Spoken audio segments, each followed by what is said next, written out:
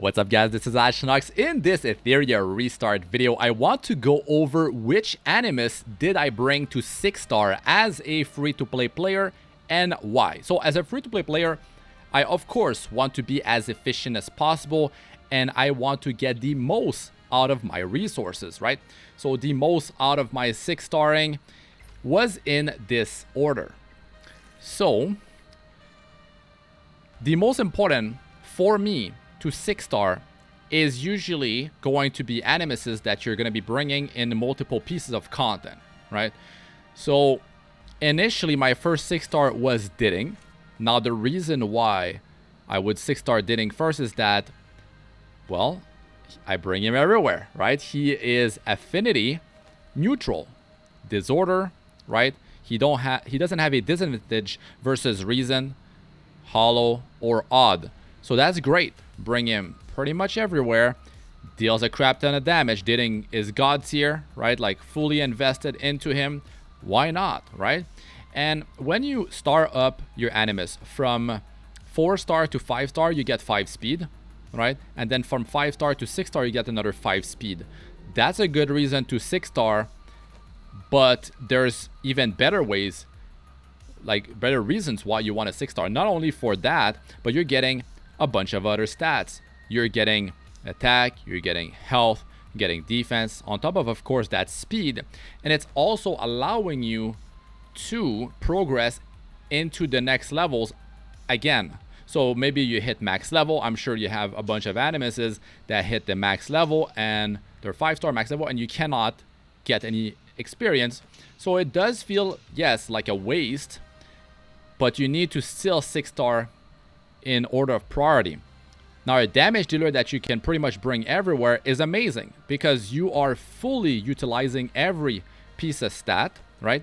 And another big thing about why to do a damage dealer is because, well, a damage dealer is going to be built in a very specific way. A damage dealer that scales off of attack will need to build attack, will need to build crit rate a lot of times, and crit damage. You know, some animus like Borny doesn't need to build crit damage, but those animus are not the majority.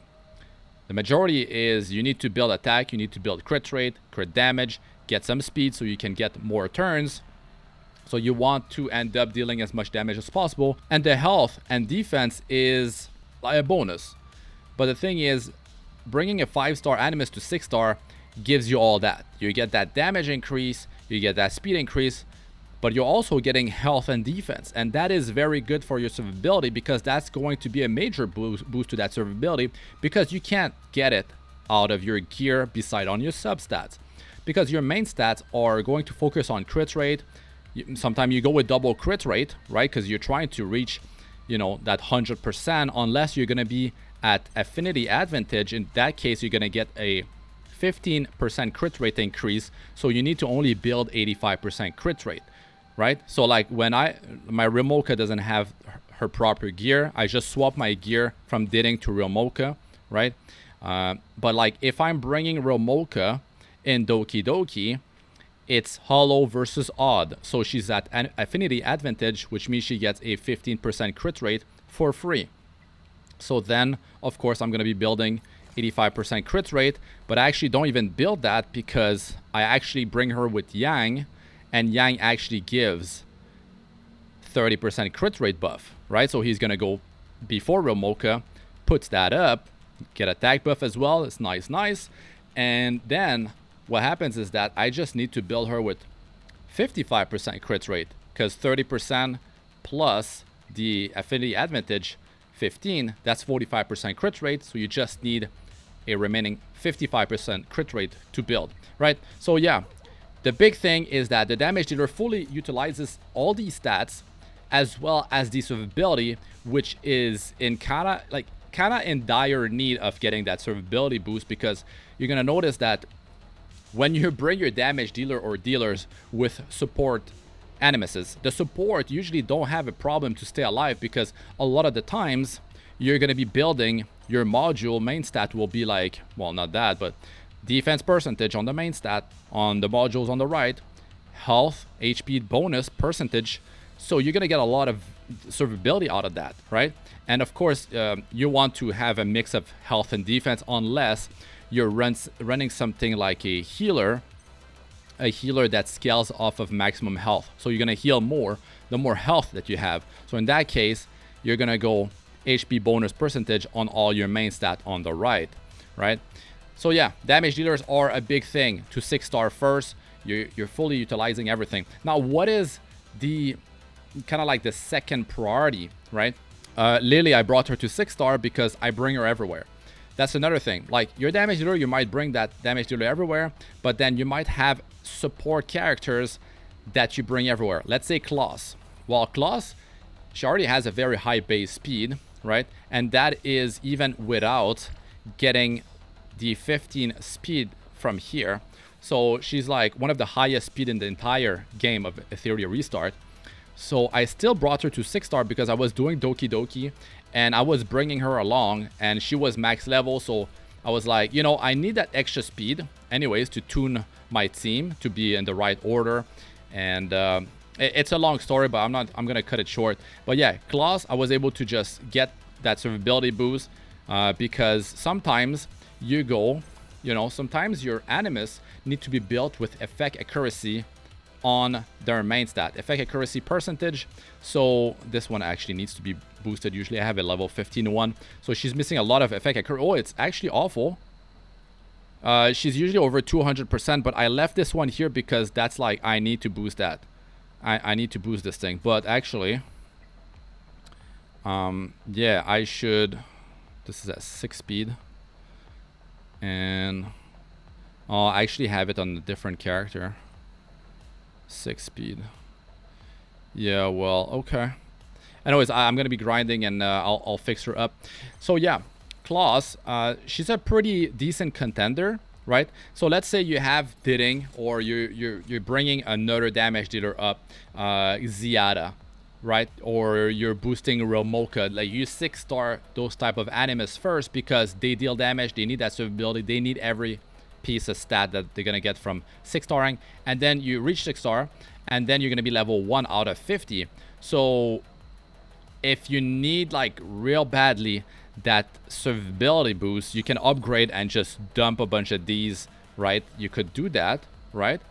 That's one way to go about it. Or at least you're gonna bring the animus into 6-star, which means you can start to earn experience when you are, you know, bringing those animuses in various pieces of content, so you don't feel like, oh man, like I'm max level, I'm not getting that experience. Well, yeah, it's gonna happen. It will eventually happen that you're gonna eventually hit maximum level on that animus, and you're getting the extra stats on top of the 6-starring. So that's great.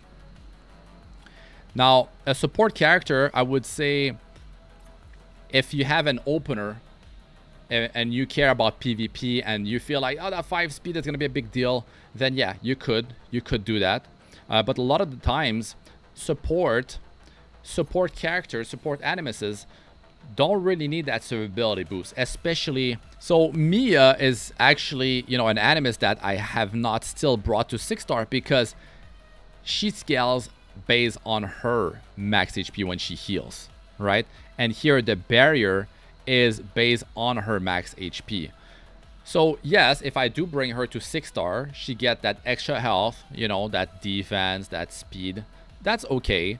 And then she can start leveling and get some more health and, you know, defense, attack, who cares? And yeah. So the reason why I don't do it is because she's all about HP, right? Like, she doesn't really benefit from the defense that much. Yeah, she will take less damage, but in the first place, she already has so much health stacked on her, so she can heal other animus on the team for more and give them a thicker barrier.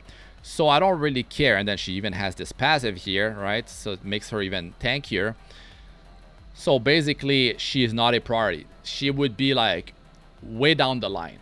Up to now, I still don't have her at 6-star. So you can see Yelly is a damage dealer, Didding's a damage dealer, Romoka's a damage dealer, right? So these are animus that you can definitely bring to 6-star. But initially, you don't want to go full like 6-starring a bunch of damage dealers, because you want to have a damage dealer like Ditting that is affinity neutral, so you can just bring him everywhere and he's not weak against, you know, Reason, Hollow, and Odd. Or sometime you're going to be farming a piece of content like Doki Doki, and then you're like, oh, I got Ramoka, perfect. She's going to be like taking out the target, doing splash damage, and taking out everyone else with her, so she can fully utilize everything. And you definitely want the most attack possible on her, so you definitely want to bring her to 6-star and level her up. So yeah, she can start to one-shot these waves, and she will do very good for you. And then since she has affinity advantage, then you're gonna get that 15% crit rate. You're gonna get an additional increased final damage by 15%, and the enemy will be at disadvantage if they're odd, like in Doki Doki, which means she's taking, there's 30% less crit rate that can happen against her if they are odd, and also they have a reduction of 50% effect accuracy versus her if they're odds, which means like she's much less likely to receive a debuff from odd enemies, right? And it also reduces the extra final damage dealt by 15%. So when you are at affinity advantage, it's a big deal. It definitely is. So yeah, works really well to 6-star, you know, a damage dealer first, but don't go overboard with doing too many of them, right? Viper was actually one that I 6-starred. Actually, he was a recent one, and I definitely should have built Viper earlier. I knew how powerful he was, but I got lucky, right? I got lucky. I eventually got a Lily. I didn't have her when I started the game. It took me 2 weeks to get my first Apex SSR, and I got lucky. I got Lily. So of course, she was 5-star for a bit, but I'm like, you know, I'm farming a lot of content. I'm bringing her everywhere. I'm gonna use that speed boost, because if she goes first in PvP, you know, that pushes my Yelly or my Ditting or Real Mocha, and then it's basically like securing a win for me, right? Especially if it's an Animus that hits everyone, right? So like the enemy gets destroyed with that. So I was able to really use that 5 speed, right? But she was fine in terms of like survivability. That's not the reason why I 6-starred her. It's really for that 5 speed, which might sound crazy when you can do it on a damage dealer that, you know, really uses everything, but already had my damage dealer to 6-star. And the thing is, even Lily, even Claws, like I said, since she's going to be built with effect accuracy on the main stat, then yeah, she can most definitely use that survivability increase, right? Even though like usually supports, debuffers, buffers, you know, healers, they'll be fine at 5-star for a long time.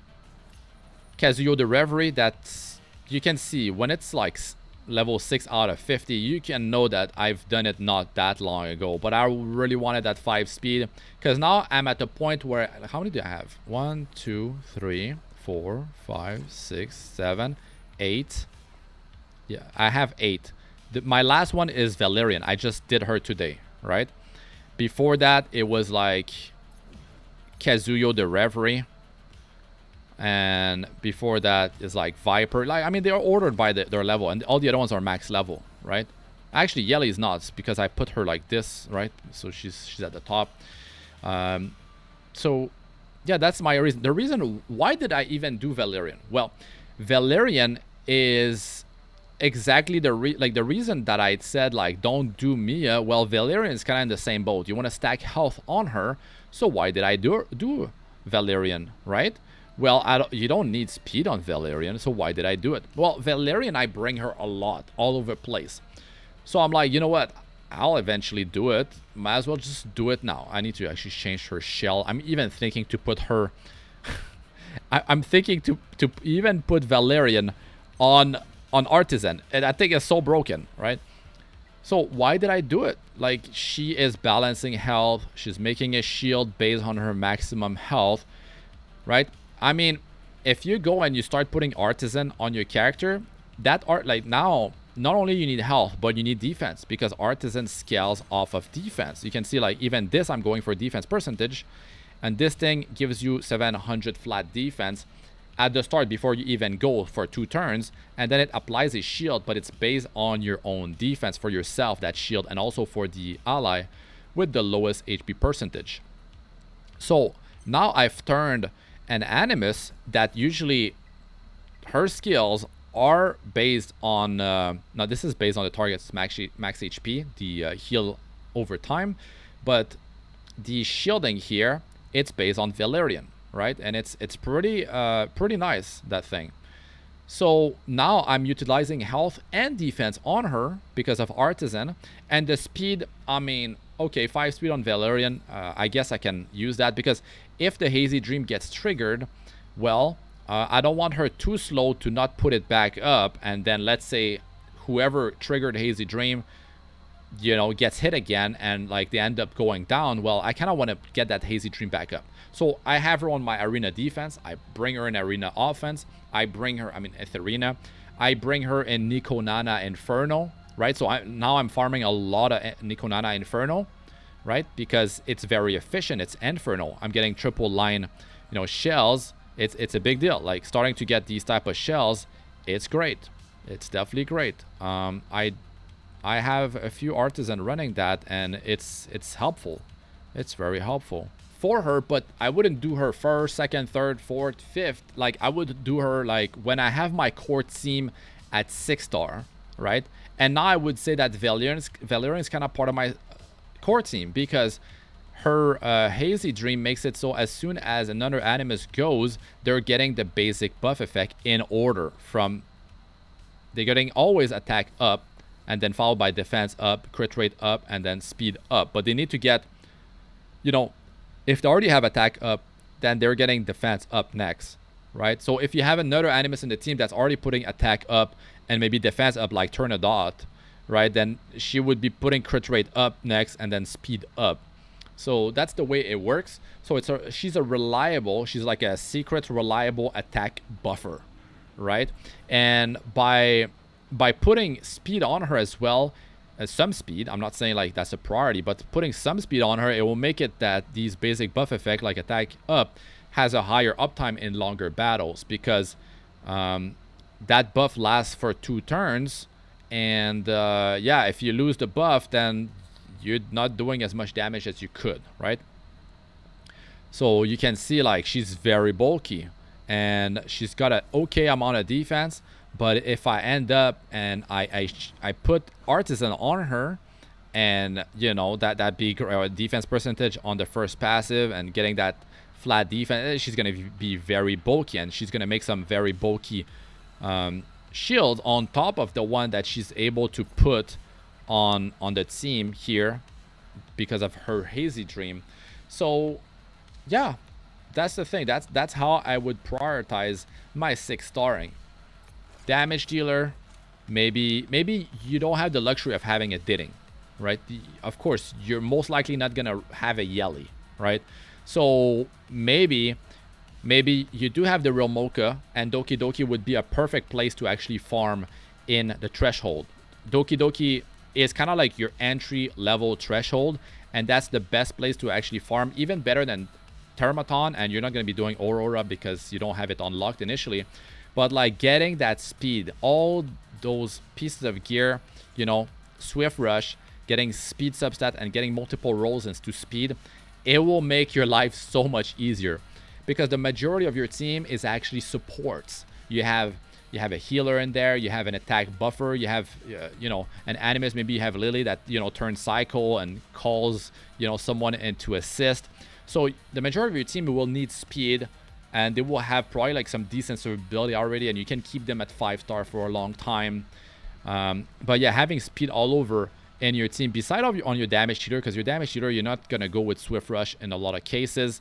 Like, you're farming Doki Doki, you're gonna have some Harvest, right? And then you can get into Teramaton, and then, you know, you could get some Keen Eye, and then, you know, that's gonna start to hit hard. You're gonna start hitting very hard. You could even have some Battle Wheel, you can have some Onslaught. But yeah, eventually you might run some Keen Eye or Harvest, or then you might just do Doki Doki followed by Aurora, which means like you might end up with the Fury Momentum, right? Amazing, like kind of like top tier damage sets. And yeah, you're gonna be doing very good for yourself. But the majority of your team will need some speed, right? You need someone to put attack buff potentially. You need to have, if you can get someone to put defense down, speed down, all these debuffs are extremely powerful, and you need speed on them. So you need speed all over the place, right? Like you need someone that puts attack down, speed down after dispelling 2 buffs from the target. Viper is extremely overpowered. He's amazing, right? That's why, like, look at this. I maxed him. He's that good. He's that good. He's running Artisan as well. He's helping the team stay alive. On top of putting attack down and speed down on the enemy. That's ridiculously powerful what he has in his kit. And then, like, in Doki Doki, you're going to be running a Kazuyo the Reverie, or you're going to be running a Kraken, or you're going to be running both of them together. So you need speed on them. You need effect accuracy. It's very important, right? So yeah, you need a lot of speed. And if you're farming a bunch of Teramaton, like I started doing, because I thought, like, oh, what if, like, I go and I build very tanky teams, right? What if I do Teramaton and then Aurora, but without the speed? As soon as I did some Doki Doki, it made my life so much easier. I started to, like, really destroy content. But if you just do Teramaton and then you go to Aurora without doing Doki Doki, you're shooting yourself in the foot. It's going to make your life super hard, right? Like, Freya wouldn't really be a good contender, but, like, if you're heavily using Freya for, you know, the Nightmare, the attack buff, right? You know, defense buff, she's very strong. But I stopped using her because Valerian gives me the attack buff, gives shield. And, you know, she makes it so someone doesn't get one-shotted because of the Hazy Dream, which she can reapply after she goes, and she balances the health. So if you have, like, 2 or 3 Animus on your team with a lot of health, paired with, like, damage dealers and stuff, when you balance the health, it will almost bring everyone back up to the top, because you're running some Animus with, like, 30,000-40,000 health, and then you're running some damage dealer with, like, not even 20,000 health. So it's going to be very easy to, like, when you balance, it's going to bring everyone to, like, 80% up or something like that, right?